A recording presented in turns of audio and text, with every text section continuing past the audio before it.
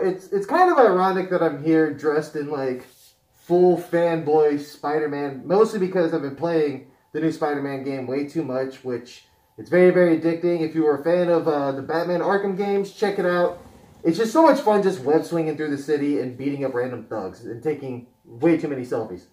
But anyway, I'm here with my picks this week, and it's funny because I'm doing all DC, as anybody should expect, because it's me. But I'll be honest, I was actually hoping like one of the Edge of the Spider-Geddon comics was coming out this week. Sadly, it's not, so I gotta wait on that so we can find out who dies. Because, in all the edge of blah, blah, blah, someone dies. So, my 3 picks this week. We're starting off with the ongoing Detective Comics number 988.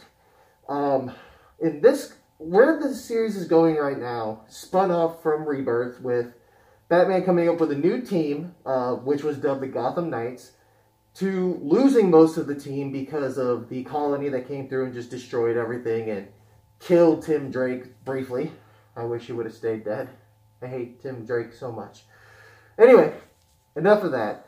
In the most recent comic, Batman put together a group with Black Lightning, Katana, The Signal, and others to basically act again as another Batman Black Ops group called the Outsiders, which keeps being a group that Batman keeps forming with different people just depending on who it is that week. But most recently, that arc ended. I'm not exactly sure where this next one's going because I haven't had a chance to read it yet.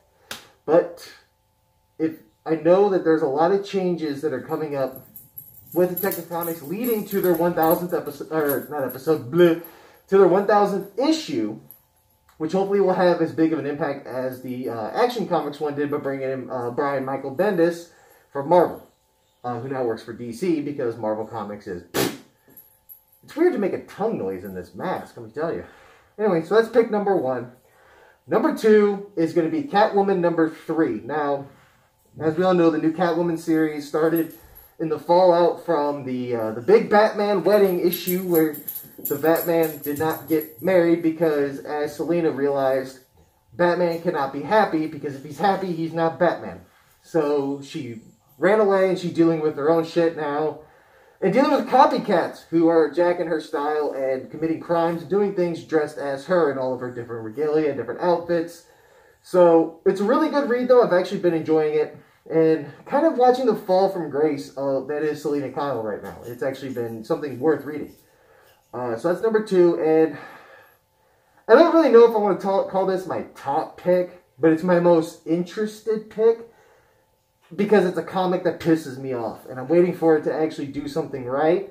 And I want to see how it's kind of like Howard Stern in the 90s. You really didn't want to listen to it, but you listened to it because you wanted to see what he said next. Whether you liked it or not, you wanted to know what he was going to say next. And that's Red Hood and the Outlaws, number 26. Just came off of the Red Hood and the Outlaws annual with the return of Roy Harper briefly, as he checks himself into the superhero rehab known as the Sanctuary. But in this one, with Artemis gone, Bizarro gone, Batman's basically giving Jason the boot. He's on his own. And from a lot of the previews of the issue and upcoming issues, he's taken on a whole new look. He's going back to being a brutal badass, basically being the outlaw that I guess in a way he originally was.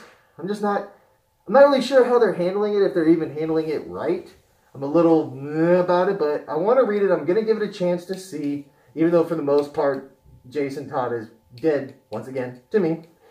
Because I just hate what Lobdell is doing with the writing of him, because I think he's exerting the wrong personality into a character and making somebody who could have replaced Batman into nothing but an idiot and a one-line crack joke. But so anyway, those are my 3 picks for the week. We've got Catwoman, Detective Comics, Red Hood and the Outlaws, which will soon be renamed Red Hood the Outlaw for a small future until, the Outlaws get back together, because you can never keep them going. So, anyway, that's me. Those are my picks.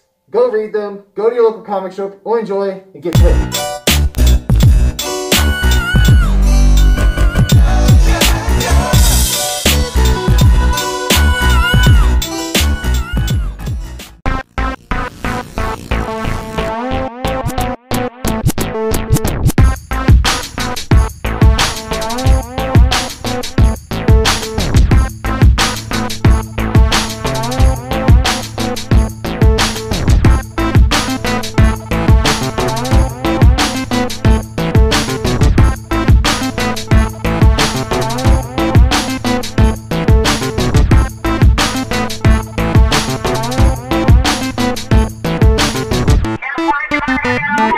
All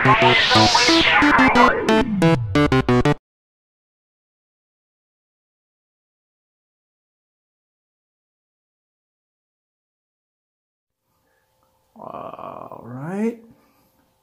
Rolling, rolling. Rolling, rolling. Giano Cologne picks. Action.